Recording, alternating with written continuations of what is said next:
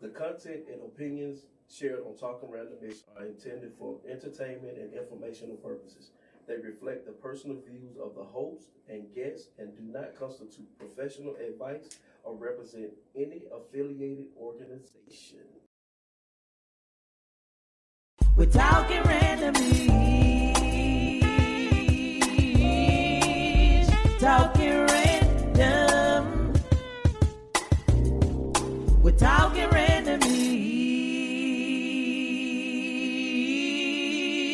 Talking random. Welcome back to Barbershop Talking Random-ish. It's your elder, the master barber himself, Rick Kang. I am in the building. I got Don't call it. The black cowboy. You got the black cowboy. You got the black cowboy. Yippee-ki-yay. I got black glasses on. That's right. We claim The it. legend in the building. It is in the building. I got Khalil Barnes' daddy. We didn't gonna give me that. We didn't gonna give me that. Let that man be Ken Ball. I got old KB. Thank you. Old KB. There it is. Old KB. The original. Not the remix. Yes, sir. And alongside him, pulled up on us, is Mr. GQ Smooth himself. Mr. Lamar Handy is in the building. Yes, sir. Yeah, like I said, y'all know what this is. Y'all know how we do it. But y'all know mental health is very important. Not only to me, not only to Talking Randomish, but everybody that is a part of Talking Randomish.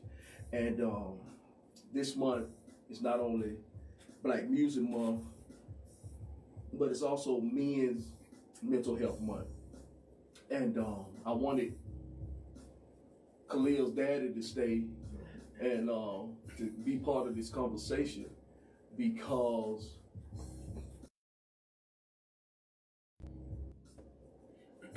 the help to break the stigma.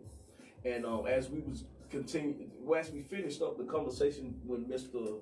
Lamar was here 2 weeks ago, he was like, man, we need to follow up because this month is, and we want to talk about the stigma behind men, Black men, and men dealing with their mental health. I got a new saying, and it goes, it's okay not to be okay, but it's not okay staying not okay. We need to find our God. We need to find our purpose. We need to find our village. We need to find our people. We need to find some help because it's hard out here, and it's been hard out here. Yeah. I was watching, trying to figure out where this stigma come from. I'm a big Sanford and Son fan, and I wanted to send y'all the video titled "Headaches." That's when Lamont was having all these headaches, and he ended up going to a psychiatrist. Mm-hmm. Well, Grady came by. He was, and of course, Fred said, "Hey, don't tell nobody." He said, first, Grady was like, "You know, we are more advanced people. Ain't nobody gonna talk about it." He said, "But tell Lamont," I say, "Hot crazy." Part of the stigma. Yeah. I think I did send y'all the one of the show called The Carmichaels. Yeah. Gerard Carmichael used to have a show, and it was called The Blues. And the mama was going through it. But when Gerard's girl, I don't know why I can't remember her name, but she's a therapist and was trying to tell her that she's probably depressed. And the first thing they said is, depression is a disease of the rich. Another one of them stigmas. As us poor Black folks, we ain't got time to be depressed. That's another way. You got to suck it up and make it out. Yes. Let's get it. Mm-hmm. Plenty of examples of things like this. My family didn't talk about it. Mm-hmm. Rub a little dirt on it. Let's suck this thing up and make it do what it do. I never forget when my son was playing football as I think his 5U, 6U team. He was crying, and coach came up. He was like, "You gotta stop it." I said, "Hold up. If he has a reason to cry, we gonna let him cry. If he ain't crying for just some more, if he ain't just out here just crying to be crying, that's not what we do. Because somewhere I got to stop this. We as a people, we as men, there's a photo that I've been trying to get. It's on Facebook where the man is clearly in the house. And if you look in the background of the picture, his wife is laying there asleep. And he's sitting there. Sitting on the edge of the bed. Sitting on the edge of the bed crying. Yep.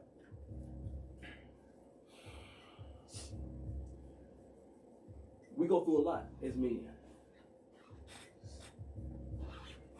We got to break this thing.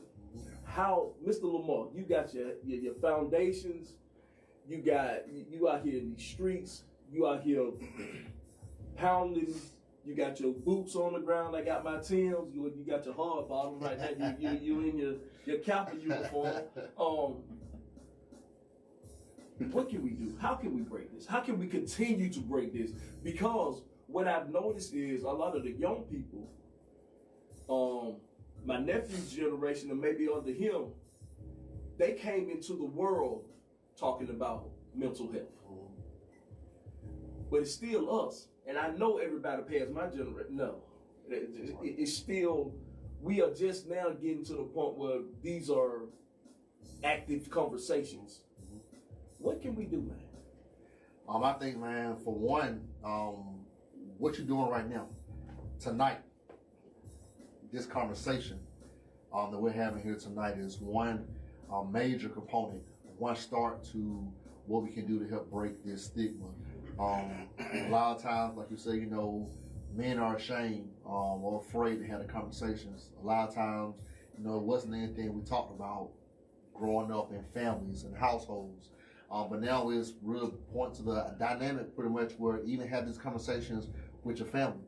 When you're having family gatherings, you know, of course not just break out of the room and start talking about, you know, mental health awareness, but if you see a family member that you know maybe not be okay and not acting how they usually act, you know, it's okay to kind of pull them to the side and see what's going on. Making it more common. A few weeks ago, as a matter of fact, I went over to the Grand Slam here in Athens. Back when I was growing up, Grand Slam, you kind of went to the Grand Slam, music playing, party, jumping all that long. Yes, sir. But then they kind of changed the whole concept of it. Now they kind of have it where they do an educational piece first, then they let the kids play basketball, play music, and things of that nature.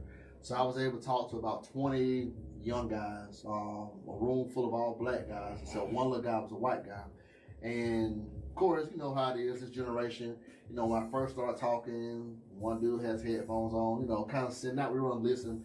But what was the interesting part is by the time I left, they really had started engaging. And so I started having a conversation about mental wellness, about mental illness, what it is, what it looks like, why it's so important for us to have conversations, to let your family know, your parents or grandparents, whoever you live with or who raised you, if you're not okay and you need a conversation, to have it. A gentleman was bold enough to say to me, he said, you know, what do I do if sometimes I feel like I hear voices? And I was very shocked for him to even say that. Mm-hmm. And I told him, I said, it's okay if you have that. I said, but know that you got people around you that you can talk to have these conversations. You have professionals out here who can kind of help you get the help you need. And so after I finished this conversation as a group, I kind of talked to a gentleman on the side and told him, I said, you know, hey man, I said, you know, if you ever need assistance, you need help, you know, I'm here. You got your counselors here at Grand Slam who's here for you. And I said, you know, have you ever talked to your parents about this? And he's like, nah, not really, man, because you know, I want to kind of be the one to kind of help hold everything together. I'm the oldest. And so after I left there, it kind of helped me realize, like, man, how many other young guys his age are feeling the same thing, or feeling anxiety, or feeling depression, or feeling like they don't know how to fit in, and they don't really know where to go and who to talk to.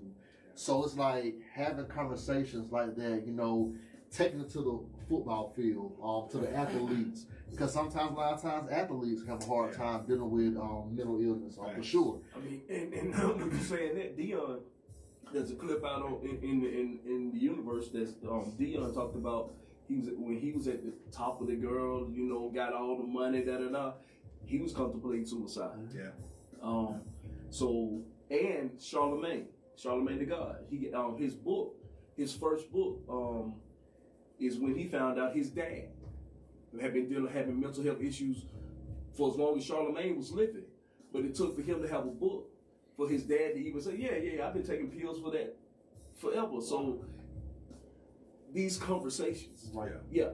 So it's very prevalent. You got people who's what was the dancer DJ that was on Ellen DeGeneres show, Right. and all of a sudden he's gone one day, but it's all of a sudden us because people are looking at him on TV and he's smiling and da.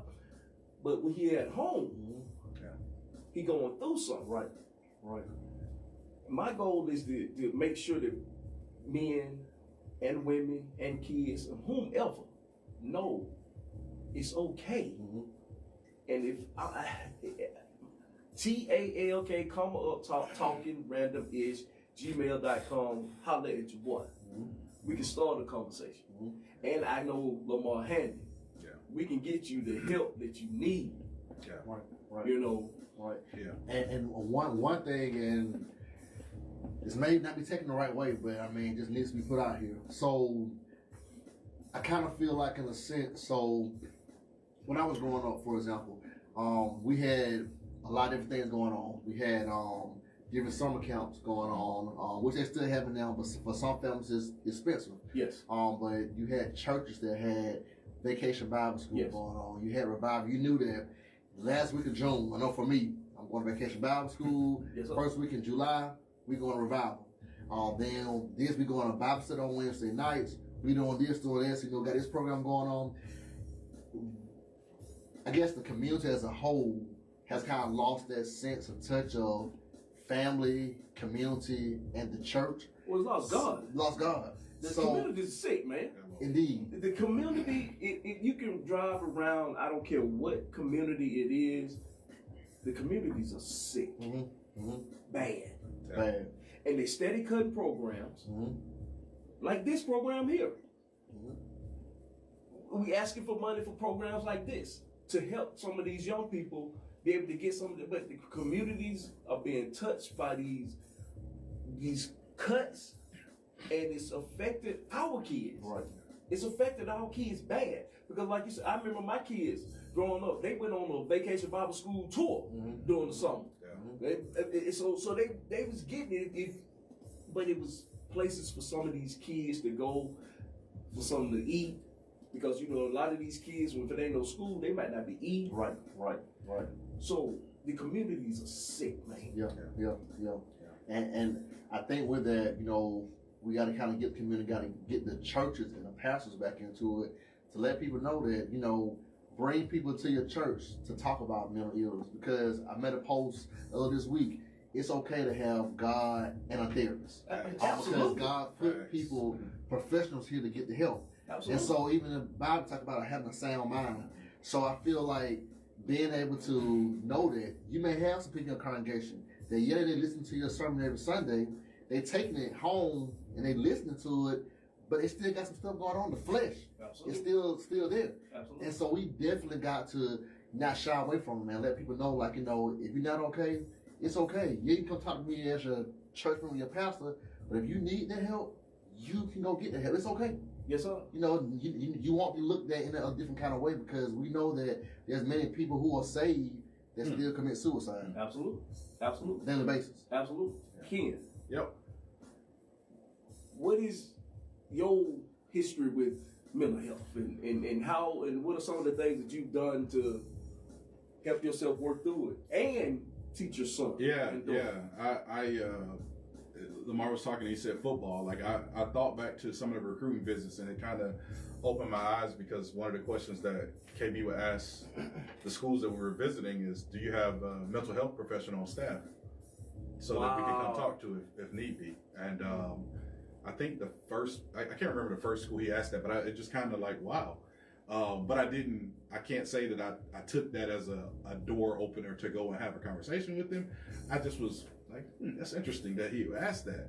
And he's shared with me a couple times that he's talked to the a guy at school there about things, because there's, I mean, you know, people look at, I'll get to me, but people look at college football players and, they're getting all this NIL money, blah, blah, blah. They got it made, but like, there's a lot of pressures that come with that. And there's a lot of expectations, and there's a lot of like, I feel for him sometimes when we're out and people want to come up to you or whatever. You just want to be with your family and things like that. So it's you pay the cost to be the boss, if you will. But so it is tough. But I'm glad that they have the resources there. For me, I'm like you, military guy, veteran. Not just growing up as a black man, but growing up as a black man who ended up going into the military. You know, you can't have mental health. Like, you got to suck it up. You said it. You got to suck it up and drive on. Like, yes, you got adapt and overcome was our thing. And one of the things that I had to realize with myself was that I'm the master. I was the and still to an extent, I'll admit, still to an extent, when I'm dealing with something, I deal with it internally first. Like, I got to deal with it internally first before I can talk about it. Absolutely. Now, sometimes dealing with it internally ain't a good thing, because that thing is festering in there, eating you up. So, but I think for black men, I can't talk about any other man because I'm a black man. I think for black men, the stigma has somewhat been broken. I don't think mental health is such a taboo subject anymore. Absolutely.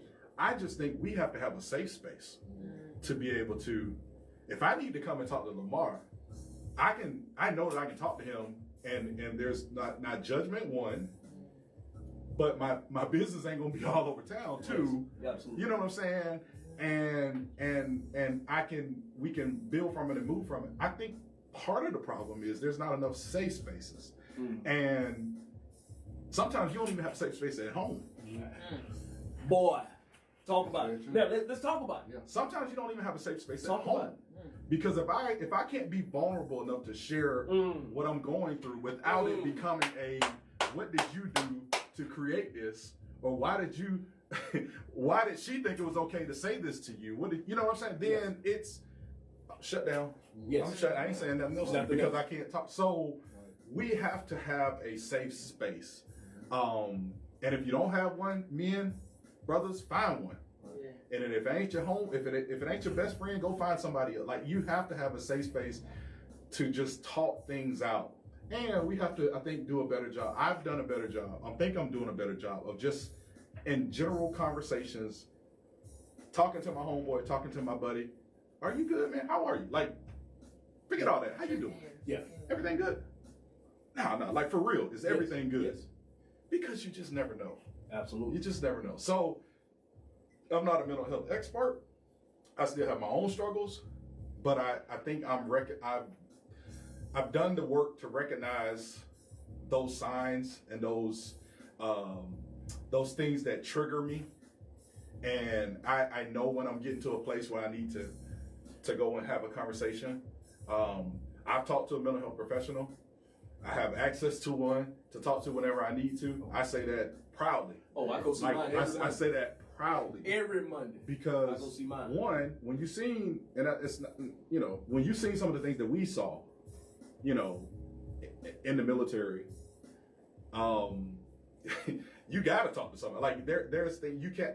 I was telling somebody once, they were saying, like, how did you survive deployment or whatever? I said, you almost have to have a split personality, which is crazy. Because that's a mental issue. But I almost had to have a split personality. Like, my Ken from home wasn't Ken on that deployment. Absolutely. I had to forget about that to survive, but then I had to come back and be that. So, but then you got to be able to turn that split personality off and just be Ken from home when you get back home. So, and it's funny that you mentioned that, because I never forget, because Navy, being on the Navy, and we out to sea. Yeah. And you'll see some guys that going through it. And I heard one of the chiefs say, ain't nothing you can do about it.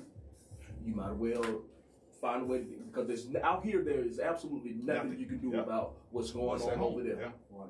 Yeah. Right. So, to, like you said, to be able to turn that off, come out here and do this job, but knowing when you get back, you full-fledged engulfed in whatever the mess that it was. It's a special kind of, and I'm thankful that I didn't have.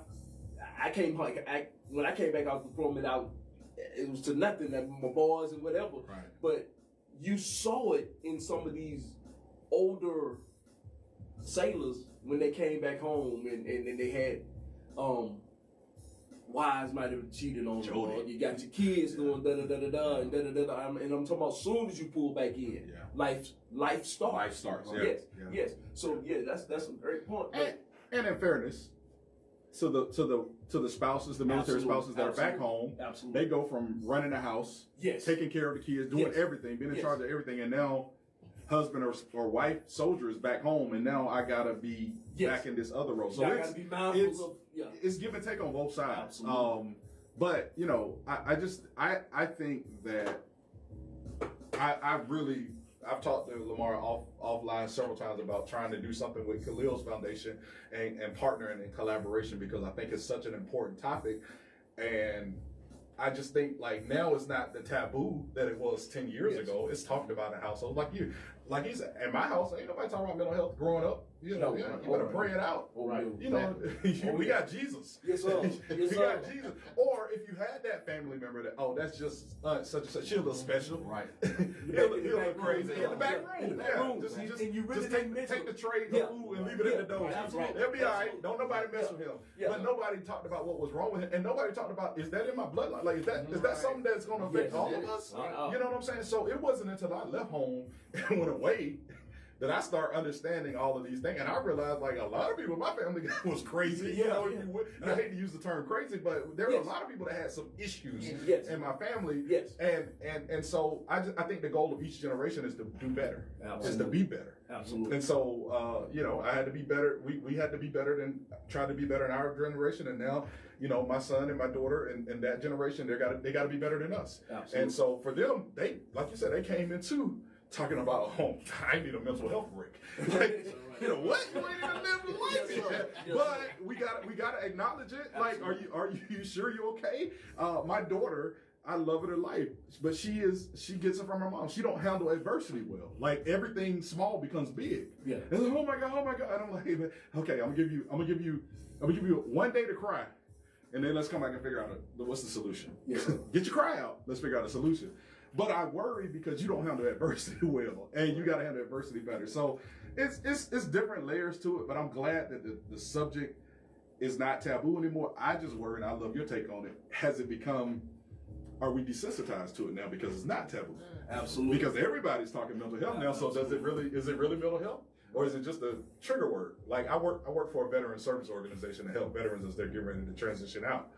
Everybody want to help veterans because it sounds good. Yeah. But are you really helping veterans? Absolutely. Everybody want to talk mental health, but is the work really being done? Right. And I guess that's a question you can answer. Right. It's better, but I still think we have a long way to go. Yeah. I think one of the major issues is some of the laws. The laws that are in place within Georgia when it comes to mental illness is really crazy. And I get to a certain extent that if a person is an adult and they have a mental illness, that yes, they have to make their own decisions. But I feel like if a person has gotten to a certain point, and if they have guardians or parents or somebody over them that has went through the legal process to go do a 1013 or get legal guardianship over this person, and they still can't make a decision when they start having these actions that you see are going down the wrong road, but yet and still you still like, we can keep them for 72 hours and that's it, and release them back. So at that point you start asking the question, well, what are you waiting on to happen? So it's two things going to happen, especially if a person has a mental illness that's so extent to where it's violent. Either that person is going to hurt themselves or hurt someone else. Yes. Then they hurt someone else, they're in the system. And in the system, that's a whole other thing, and you may or may not get the help you need, and that's where the issue comes in with some of these laws. I get it, but in some situations, you gotta make a decision, because once a person does something, commits a crime or something, at that point, not saying it's too late, but it's like, okay, at this point, now we'll start saying, well, we can do this for them, but we're trying to get them the help before it got to the state.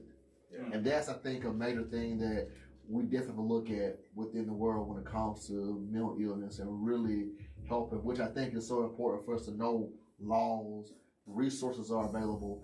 How you mentioned in the last show, 988, how it's so important for people to know about the number 988. Yes. To know about with 988, if they come to the house, one, I guess, con to the situation is that if a person is having a manic episode and you call 988, if once they get to the house, that person has calmed down and not having the episode anymore, when they come assist them, if they don't see them as a threat, they don't have to take that person away to go get them the help they need. They can let them stay there. The person has to be in a manic state when they get there in order for them to help. And so I've been on the phone with 988 with a family before with this situation, and they're asking, well, what do I do? Well, you can record them while they're having a manic state. That can be a twofold because that can be dangerous at the same time if they see you recording them. Yeah. And so those are the kind of things that makes it hard for families and people when it comes to mental illness. So that's why I think the more educated we become as a community about mental illness and we learn the laws, then the better off I think we'll be when it comes to things like that nature. Now, safe space. Mm-hmm. Safe space for men. Safe space for people to just. How do we create that? I'm talking about because I would love to start a weekly Bible study for men. To a place we don't even have to come just necessarily talk about the Bible this day. Some days just come and be safe and just talk. Mm-hmm. How do we create that? Like you just said, man, just start. There's actually in Atlanta this group. They meet every second and fourth Tuesday. A group of men in one room. I've been to one. I haven't been able to make the other ones yet. But it's a safe space for men. Just kind of talk, let it out, and you just have a safe space to have a conversation. The one I went to, a dude, he really poured his heart out about, an engagement, proposed to a young lady. A week later, she told him she don't want to marry him anymore. So in that space, though, he was able to let that out. But there was something he had been holding in. As a man, you don't want that to happen to you. You propose, don't spend your earnings on a ring, and she tell you a week later, I don't want to marry you for real. Yeah. That's enough to make a man self-esteem go down. Yes, sir. So I think creating spaces like that, whether it's in person or Zoom, you think about it, man, a lot of men, man, black men, you think about Father's Day week, they're actually grieving. Grieving is not just grieving loss of someone who has left the world, but you can grieve a relationship, you can grieve your children, you can grieve, losing a job, your finances, and that kind of stuff. And so I think, man, come in, nephew. Get on the mic. Come in, nephew. Come in, nephew. Definitely talk need about it. To have this conversation talk when it comes to grieving. Because that's a form of mental illness. Like, we get depressed. Yeah. Introduce yourself and talk about what you're going through over there. Hey, man. Y'all can hear me? Yes. Yeah. I'm Marcus. I'm the nephew of the elder, Uncle Rick over there. I've been going through a lot recently. I lost my job. I'm searching for a job right now. I'm not, as 2 weeks ago, as you can tell, I had to leave my son to try to make a better position for myself. And to be honest with y'all, I still cry every night, man. It hurts. Yeah. And coming up here, I don't really think was a good idea because it seems like on top of this, I already feel like I have to deal with everybody else's problems. But being up here is like, I don't know the word I'm looking for. I think it's more consistent than being down there.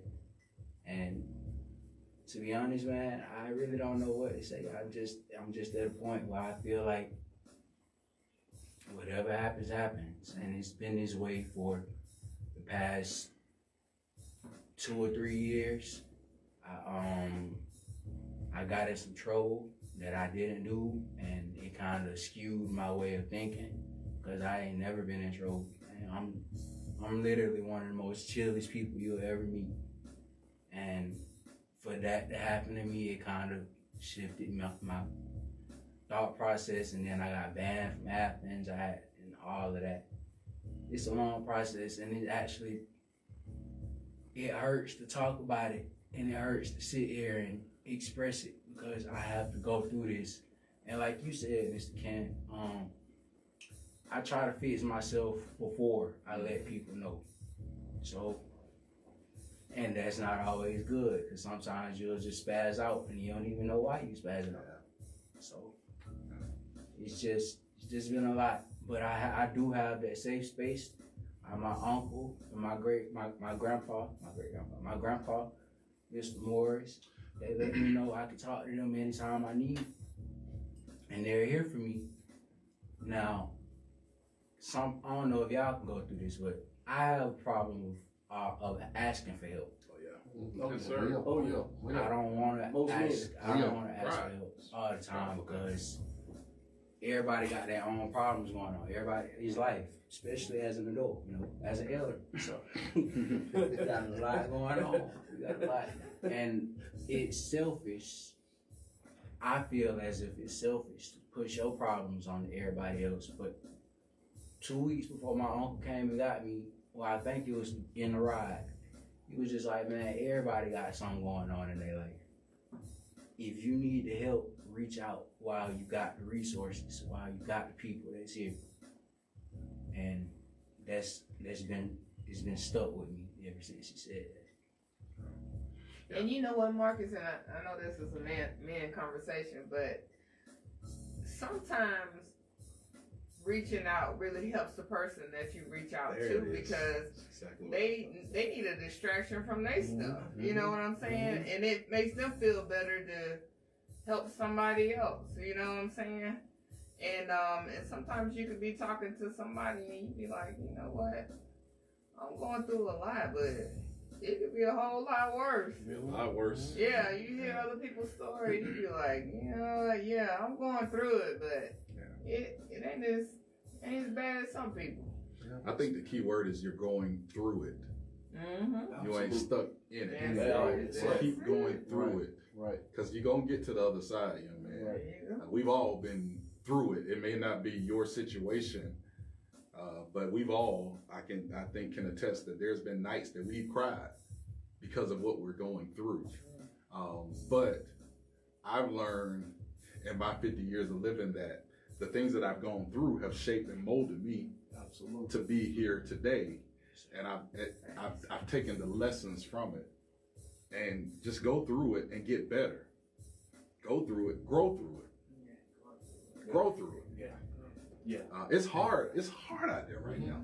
And as hard as it is for us elders, it's harder for y'all. It's harder for y'all. Yeah. It's hard, like I ain't gonna even get into the things that are hard. Like a 1-bedroom apartment right now. Like life insurance, health, like it's hard out there for y'all right now. And if you don't talk about, I'm glad you got somebody to talk about, because if you don't, you gon' spontaneously combust in some shape, form, or fashion. But I don't have the answers. I wish I did. All I can tell you is keep going through it. Don't get stuck in it, because that's when the enemy has won. And I'm not even trying to make it a spiritual thing, but that's when the enemy has won. When you stop, you keep growing through it. You keep growing through it, and when you get through it, don't forget about somebody else back there that's going through it. Reach back and pull them up, because we all do it, bro. We all do it. Like we all do it, and there's people that Tanya said it, like you just don't know what other people are going through, and don't let this mask that some of us are wearing, Absolutely, in person and on social media, God forbid on social media, don't let the mask fool you. Folks are going through, and some people just wear it better than the other people. But I have a heart for young people. You know that when I taught you, I have a heart for y'all. So my heart aches when I hear things like that. But I know you to be a good kid. I know you to be a good person. Thank you. I know that. Like I think what I got those years was the truth and who you are. And whatever you've gone through, I also know that that's not the end of the story. And so whatever this is, embrace it, embellish it, live through it, grow through it, and just don't let. You said you got a child, man. Like And I said at the beginning of this, being a father has made me a better man. And I stand on that. Because 90% of the decisions that I make, I have to think about the impact it's going to have on them. Yes, sir. So if you keep doing that, even if it means separating from them for this short period of time, if that's your motivation, if you put God first and that's your motivation, you'll get to where you need to go. And then you got uncle, uncle know people. He know people. They got things out there, so you know, I ain't taking over the show. I'm sorry. That's my thing. That's what this show was about. This wasn't even about the fight. This is me to you. Real talk. Like, thank you, man. Nah, man, you good. And you know, really, man, when you was talking, I actually started getting choked up. I'm just kind of just really listening to your story. But man, I don't be want to cry up. Hey, but you good, man, because there's one thing, man. We have to be okay with letting our emotions out, man. It's okay to cry. Yes, sir. Because, man, like we got feelings too. But one thing I say I can commend, man, I'm proud of you, man. You pushing through your problems, and you also the biggest step is talking about it. Because you don't understand, you talking about this, you having somebody else out with the same thing they going through. They feeling like they was the only person going through it, and they heard your story tonight, and they like, man, I'm not by myself. And so when you talking about it, I'm sure it hurt for you to talk about it, but you feel a little bit better sometimes being able to talk about it. You know, because crying at night, you have all kinds of thoughts in your mind going on, but being able to be in a room where you comfortable, a safe space where you can kind of express yourself and let other people know how you feel, that's a sign of a relief right there. Let folks know, like, you know, I'm not okay, but knowing that you're not alone. You know, you got folks like your uncle, man. You got people like your aunt, people like us around here, man, who root you on, man. Like, you know, it's kind of a setback for a great comeback. So, like, Absolutely. you know, Ken said, man, it ain't going to be dark like this always, man, at all. But you pushing through it because you really could have easily just gave up and was like, you know what, throw your hands up, I'm done, it's a wrap. But you continue to push through, man, every single day, bro. So keep doing that because what you just said tonight just helped somebody else who listens to this podcast tonight. Absolutely. So much love to you, man, for sure. 100. Absolutely. And to our veterans, I had to have this time. Denny Petaway. He's a social worker at the VA. Down on 29. His cell phone number is 706-504-2458. That's 706-504-2458. He's definitely there for the homeless, and he can help you start getting the services that you need. And I'm gonna send you the number also.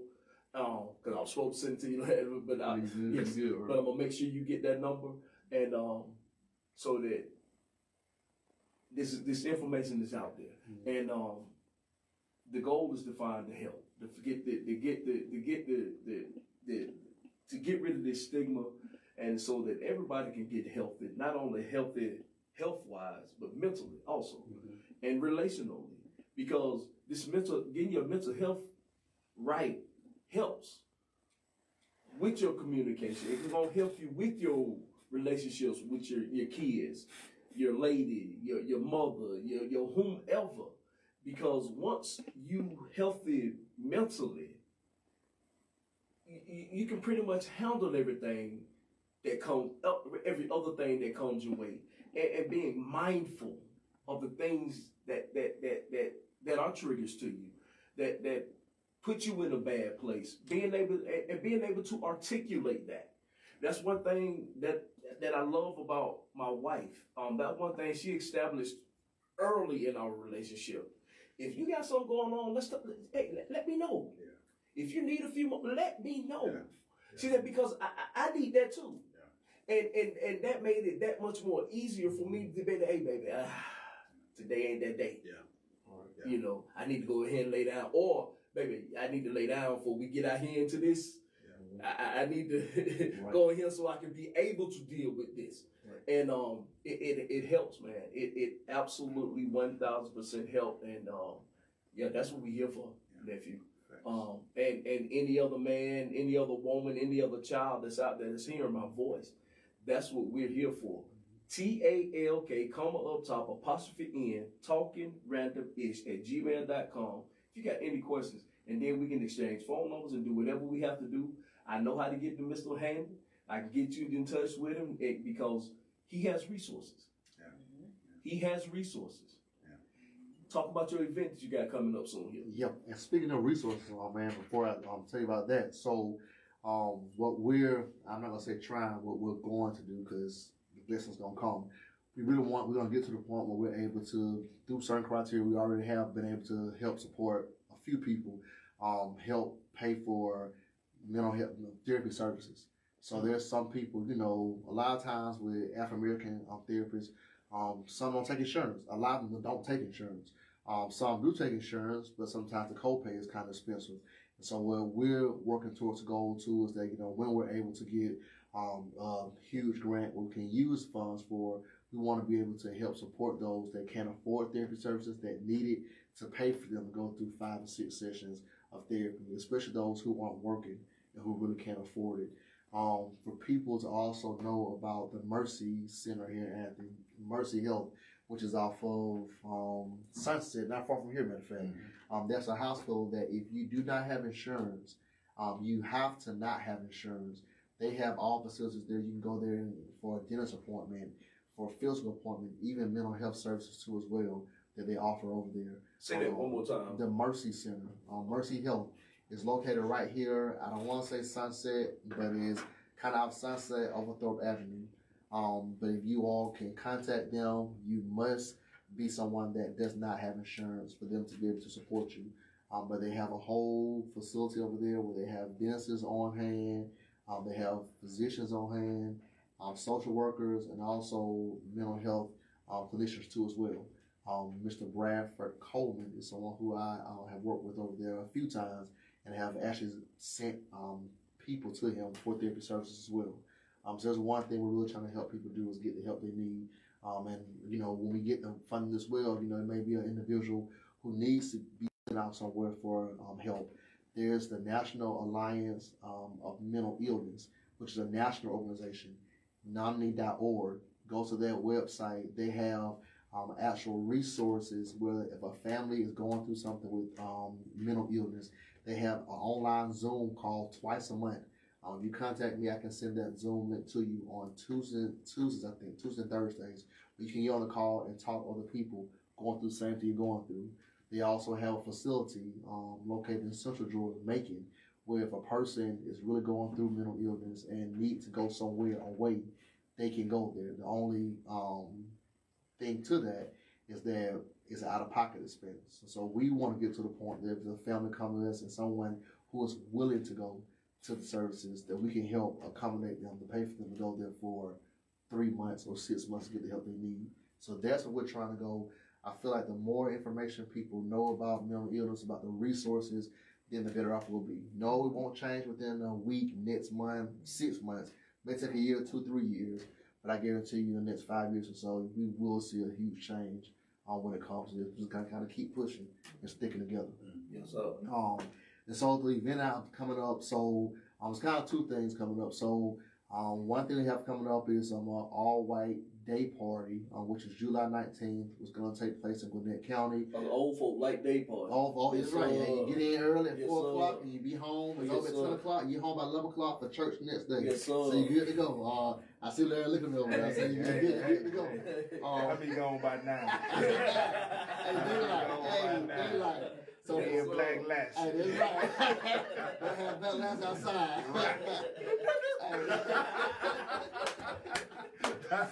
Oh man. Yes, sir. 4 to 10, man. Again, me and 2 of my other cousins, we've did this for many years, but this year, part of the proceeds is going to go towards the D.L. Handy Foundation for Mental Health. We are giving out a scholarship. We're giving a scholarship out to 2 high school students. One I'm doing with my cousin who actually committed suicide. One is called the Shante Williams Scholarship. And then also we have one, the D.L. Handy Foundation Scholarship. If you all go to our website, dlhandyfoundation.org, you can find information about the criteria. The scholarships will close on June 30th. But again, some of the proceeds from the all-white party will go towards that scholarship. If you go to 2025 allwhiteaffair.com, you can find information about tickets for the all-white party or contact myself or Miss Pam Haynes Clark as well. Also, July the 27th, which is where we will present the National Scholarship winners. We will have our second annual Rally of Hearse, Rally of Guns Down parade through the city. We'll get all the local funeral homes around here, bike clubs, motorcycle clubs, the Clark County Police Department, the Sheriff Department. We go start at Clark Central Auditorium parking lot, ride through the city, end this parade over at Virginia Walker Park, and have a short ceremony about why it's so important for our young people to put the guns down. Some young people behind the gun are dealing with some kind of mental illness. And so we want to kind of bring us all together, let the community know that one thing can't be resolved without solving other problems. Absolutely. So let's come together as a community and bring the kids out and let them see that we're in this thing fighting together for them. Absolutely. Absolutely. Hey, man, I appreciate y'all, man. Thank you. I appreciate Thank y'all. what you doing. Appreciate what you doing. Marcus, we gonna get it. I appreciate you being able to have the conversation. Facts. Yes, sir. I appreciate Black Lassie owner being here with me.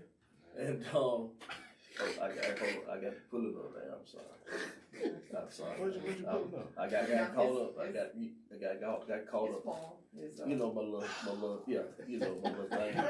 I can almost say it by heart. I done heard it every day. Boy. And you ain't even got it ready. You know, that's the crazy thing. Normally I have it I'm gonna print it and laminate it. work with me because I got caught up. Yeah, good. Hey, but once again, what time everything kick off? Saturday, June 14th, Saturday before Father's Day, 10 a.m. Registration will start about 9:30, 10 a.m. 2 p.m. Clark Central, Billy Henderson Stadium. Is that the name of the stadium? We're going to change the name to Khalil Barnes Stadium. I'm just saying. Anyway. Our Clark Central haters going to really go. But yeah, Clark Central. Got to step back to back. We go warm up Black Lassie. Go ahead. Yes. Thank you. Hey man, I appreciate you brothers, and like I say, anytime we open these doors, y'all can definitely come through. And I'm coming back to the barbershop. Invited or not. I'm still gonna pull up one Thursday. Definitely pull up, man. This is what this is for. Yeah. That is what this is for. But this game called life is a series of moments. The past, it's just that the past, learn from it and be thankful for it. The future, prepare for it, is coming. Let's get to the next one. The present, it is a gift. Enjoy the journey, take pictures, but most importantly, thank God. Larry, you got one for? Yeah, I got one. Yeah, since we talking, it's okay that I'm not okay. Yes, sir. Lost in my thoughts like loose change and couches, a good posture and slouches, useless like compliments to grouches. See, I was heavy in my mind, blind to my surroundings, pondering the mysteries of my journey in this so-called life. Bright I was called by many of my peers, but down through the years, darkness is where I would often roam. Too late to be postponed, and blows to my dome have often left me concussed. Yet when survival is a must, one presses on. But like fake nails and eyelashes, my attempt to appeal to the masses has often been met with failure. So how does one measure his self-worth when nothing can compare to his pain? While the rain keeps on pouring, the old man is steady snoring, ignoring your pleas for existence. See, resistance is futile when assimilation to the system is demanded. We have all been left stranded, like princesses in ivory towers. I, like Austin Powers, too have lost my mojo, but still, I will protect my dojo, even though I may not know how deep this rabbit hole may go. So look out below, as I free fall like Tom Petty, and like SpongeBob, I too am ready, though my footing is unsteady, and the melancholy that plays in my head is set on repeat, whispering that I should accept defeat, or at the bare minimum, stop trying. When in reality we are all simply dying. Just some of us have accepted the truth. While others are searching the pudding for proof, the roof is collapsing. So there's no time for relaxing. And I have been masking these emotions for far too long. See, the DJ keeps playing the same old song, so much so that the emperor has lost his groove. So now, I ask you, what is it that you would have me to do when there is nothing left for me to prove? Stand here and continue to be abused? Tell me, what would you choose? When there are no more arrows left in your quiver, could you stand and deliver? Or would you shiver in the face of defeat? Too often we have averted our eyes. Now I choose to meet my demise, face to face. There's no haste, just God's simple grace. It took 52 revolutions around the sun for me to learn to stand instead of run. And now I'm able to relay when the question from the world is thrown my way. Hey, how are you feeling today? Are you okay? In all honesty, I'm finally able to say, no, my friend, I am not okay. But that in itself is okay. Yeah. Tight-ish, as the young folks say.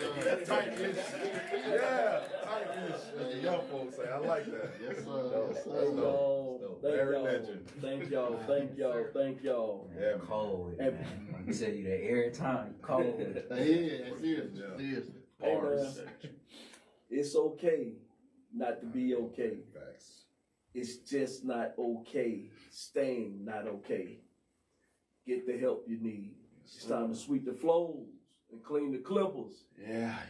We gotta get the bathroom this week. Oh, so nephew is a new member. Oh, we gonna put it. He got the bathroom. Hey.